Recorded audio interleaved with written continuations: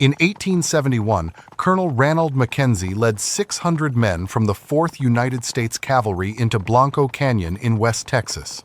He was hunting the Quahadi Comanche, the last free band on the southern plains, led by a young war chief named Quanah Parker.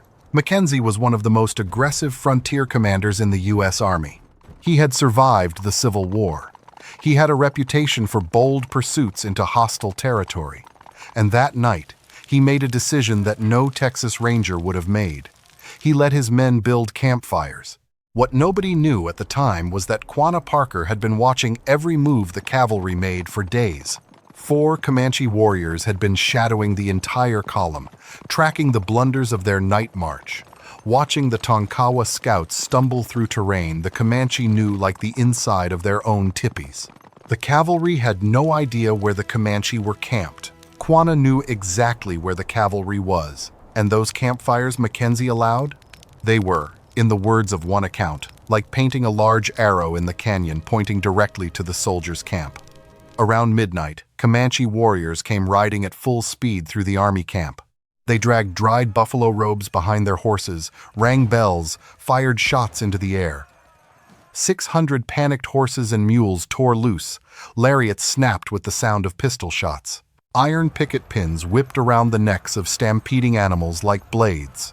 When it was over, Quanah and his warriors had stolen 70 of Mackenzie's best horses and mules, including the colonel's own gray pacer. On the southern plains in that era, stealing a man's horse was often the same thing as killing him. The Comanche had been doing exactly that to their enemies for 200 years. So how did the Comanche themselves avoid the same fate? How did they close their eyes at night in a wilderness full of enemies, predators, and freezing weather, and actually wake up alive? That is what this video is about. 7 things the Comanche did before sleep that turned the most dangerous landscape in North America into something they could survive, night after night, generation after generation. This story does not start with a single practice. It starts with a way of thinking about the land itself, one that European soldiers and settlers never managed to understand until it was too late. The Comanche Nation emerged sometime in the 17th century from various tribes of the Great Plains and the Intermountain West. By the 1700s, they dominated a territory roughly the size of Afghanistan, stretching from the Arkansas River in southern Colorado down to the Rio Grande in South Texas, cutting across sections of Kansas, Oklahoma, and New Mexico. They called this territory Comancheria, and entering it without an invitation was an act of war. For nearly 2 centuries, they held that territory against the Spanish, the Mexicans, the Texans, the Apache, and eventually the United States Army.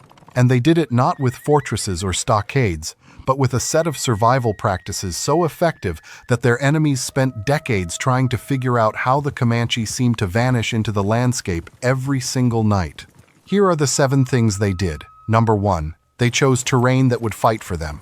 A Comanche camp was never placed randomly. The location itself was the first line of defense, selected the way a general would choose a battlefield, except the Comanche were choosing where to sleep.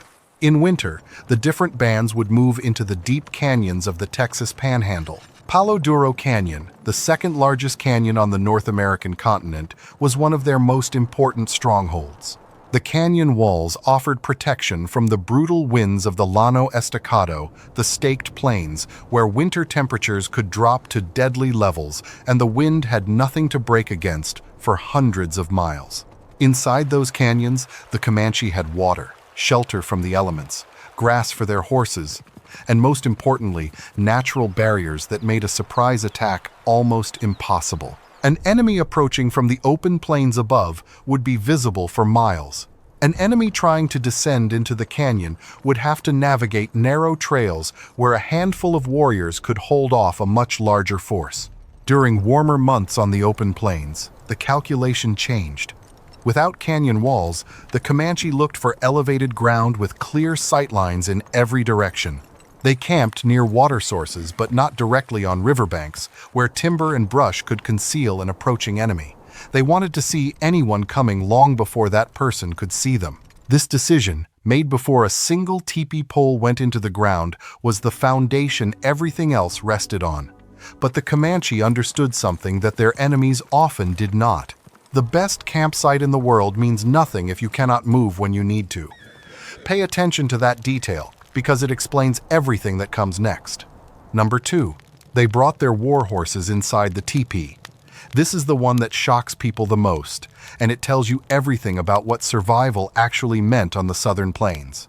A Comanche warrior's most valuable possession was not his bow, not his lance, not his shield. It was his horse. Specifically, his favorite war horse, the one he rode only in battle or on raids, the one he had trained personally, the one he trusted with his life. At night, that horse did not stay outside with the rest of the herd. The warrior brought it inside the teepee. If space was tight, his wives slept outside so the horse could sleep inside. Other Plains tribes told stories about this practice around their own campfires, sometimes with disbelief, sometimes with grudging respect. The logic was brutally simple. On the high plains of West Texas, losing your horse meant death. There was no walking out of that landscape, no water within reach on foot, no shelter, no way to hunt, no way to flee from enemies. The Spanish had learned this the hard way in the early 1700s, when Comanche raiders would simply take a man's horse and leave him to die of thirst or starvation under the open sky. So the war horse slept where the warrior slept. The rawhide rope that tethered it was often looped around the warrior's own wrist. If something happened in the middle of the night, if enemies came screaming through the camp, if a predator spooked the herd, the warrior had his mount within arm's reach. He could be mounted and fighting in seconds, not stumbling around in the dark trying to catch a panicked animal. This was not affection, this was arithmetic. The horse was the difference between living and dying, and the Comanche treated it that way every single night. Number 3. They posted scouts who operated like ghosts. The Comanche never relied on canyon walls or open sightlines alone.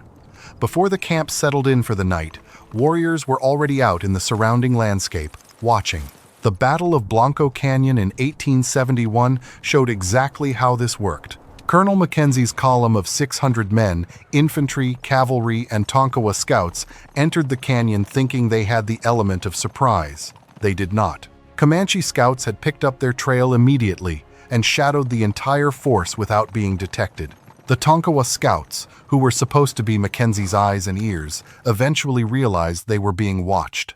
They gave chase. The Comanche warriors, mounted on faster horses, simply pulled away and disappeared into the hills. In 200 years of conflict between the Tonkawa and the Comanche, the Tonkawa had never come close to matching Comanche horsemanship. That gap was not closing anytime soon. The result was a total intelligence advantage. The Comanche knew the enemy's exact position, their numbers, their route, their mistakes. Mackenzie's men had no idea where the Comanche were camped. This was not luck. This was a system. Scouts went out before sunset and reported back through the night using signals, including mirror flashes at dawn. The camp was never blind. And when enemies did approach, the Comanche did not just know they were coming, they knew exactly when and from which direction, giving the camp time to prepare, to move, or to set a trap. Number 4. They controlled fire the way a soldier controls a weapon. Fire on the open plains at night is visible from over a mile away. In a landscape as flat as the Llano Estacado, where you can see the curvature of the earth on clear days, a campfire might as well be a beacon announcing your exact location to every enemy within a day's ride. The Comanche understood this completely. Mackenzie's decision to allow campfires in Blanco Canyon was, from a Comanche perspective, one of the most reckless things a commander could do. The Comanche used that light to plan their midnight raid down to the last detail. For their own camps, the Comanche approached fire with extreme discipline. On the move or in hostile territory, they often went without fires entirely, eating dried meat, pemmican, and other provisions that required no cooking. When fires were necessary, they kept them small, fed them with dry wood that produced minimal smoke, and positioned them where terrain features like canyon walls or tree cover would block the light from distant observation. The smoke was just as dangerous as the light. During the day, a column of smoke rising from the prairie was visible for miles and could be tracked by anyone who knew what to look for. At night, the smell of wood smoke carried on the wind could alert a scout's nose long before his eyes saw anything. The Comanche knew that fire was a tool, not a comfort. And they used it, or chose not to use it, based on a calculation that could mean the difference between sleeping peacefully and being attacked before dawn. If you are finding this useful, hit subscribe. We cover stories like this every week. By the 1860s, the pressure on Comancheria had reached a breaking point. The U.S. Army was sending column after column into the Texas Panhandle, and the Comanche were adapting their nighttime practices to a threat level their grandparents had never faced. Number 5. They slept with their weapons staged for instant combat. A Comanche warrior did not stack his weapons in a corner of the teepee and hope for the best. Every piece of his arsenal was positioned where he could reach it without standing up, without fumbling in the dark, without losing a single second. His bow, typically about 3 feet long and made from laminations of wood, horn, and sinew, lay within arm's reach. His quiver of arrows, fletched with wild turkey or turkey vulture feathers that were chosen specifically because they were impervious to blood, sat right beside it. His lance, about 7 to 8 feet of hardened wood, leaned against the teepee wall nearest his sleeping position. And here is the detail that made all of this matter in a real fight. A skilled Comanche warrior could fire 20 arrows in the time it took a soldier with a rifle to load and fire a single shot. And those arrows were often more accurate against a moving target than a musket ball. So when a midnight raid came and a warrior rolled out of his sleeping position with his bow already in hand, the response time was measured in heartbeats, not minutes. The quiver was not just a container. It was organized. Arrows for war, tipped with metal or flint, were separated from arrows used for hunting. In the dark, a warrior could tell by touch which arrows he was grabbing. This was not paranoia. This was the product of a culture where boys began training for war in early childhood, where the preparation for combat was woven into every part of daily life, including the way a man arranged his belongings before he closed his eyes. The Comanche did not separate peacetime from wartime in the way European armies did. On the southern plains, every night was potentially a battle, and the weapons were always ready. Number 6. They prepared spiritually before they prepared physically. Everything described so far, the terrain, the horses, the scouts, the fire discipline, the weapons, all of it was practical, tactical. The kind of preparation a modern special forces unit might recognize. This practice was different. It came from a place that tactical manuals do not reach. The Comanche believed in puha, a spiritual power that existed in the natural world and could be earned by individuals through vision quests, fasting, and ceremony.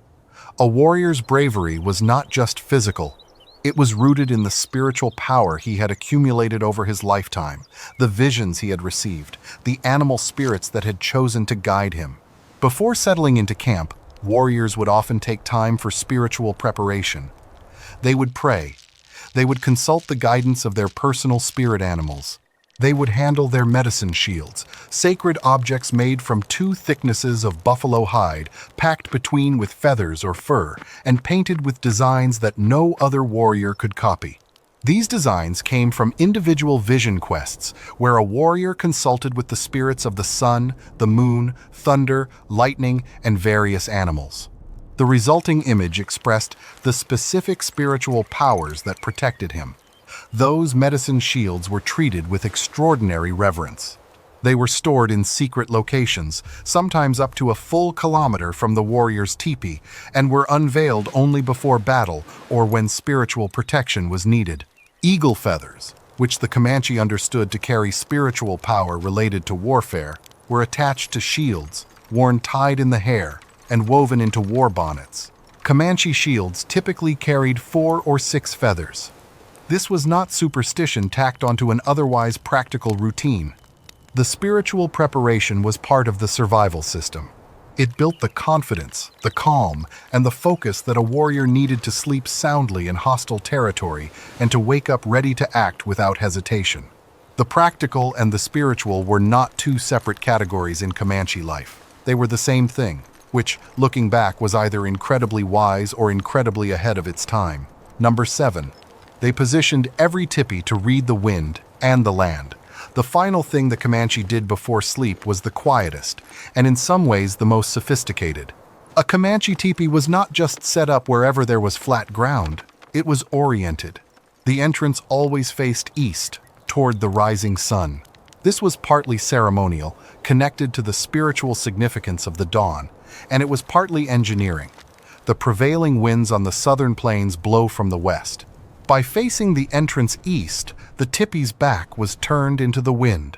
The entire structure was also tilted slightly toward the east, which streamlined the rear profile and reduced the wind pressure that could tear a shelter apart during the violent storms that rolled across the Texas prairie with almost no warning. The smoke hole at the top of the teepee had adjustable flaps, called ears, that could be moved using exterior poles. This let the occupants control ventilation without exposing themselves. In hot weather, the lower edges of the buffalo hide covering could be rolled up to let air circulate beneath the structure. In winter, an additional skin lining was added inside, creating an insulating air gap that held heat from the central fire. The teepee itself was built for rapid disassembly. 2 women could break it down and pack it in under 2 hours. The poles doubled as frames for the travois, the sled-like frames that horses or dogs pulled to carry belongings. This meant that if scouts reported an approaching threat in the middle of the night, the entire camp could be moving within an astonishingly short time. Every element of this final preparation, the orientation, the wind management, the ventilation, the rapid strike portability, reflected the same principle that ran through all 7 practices. The Comanche did not build permanent defenses because they did not need them. Their defense was their ability to read the land, adapt to it, and move through it faster than anyone chasing them. Colonel Mackenzie eventually learned some of these lessons the hard way. After losing 70 horses at Blanco Canyon, he launched a years-long campaign that culminated in 1874 when his cavalry finally surprised a Comanche camp in Palo Duro Canyon at dawn. The soldiers destroyed the horse herd, over 1,000 animals, cutting off the Comanche's ability to survive the winter on the open plains.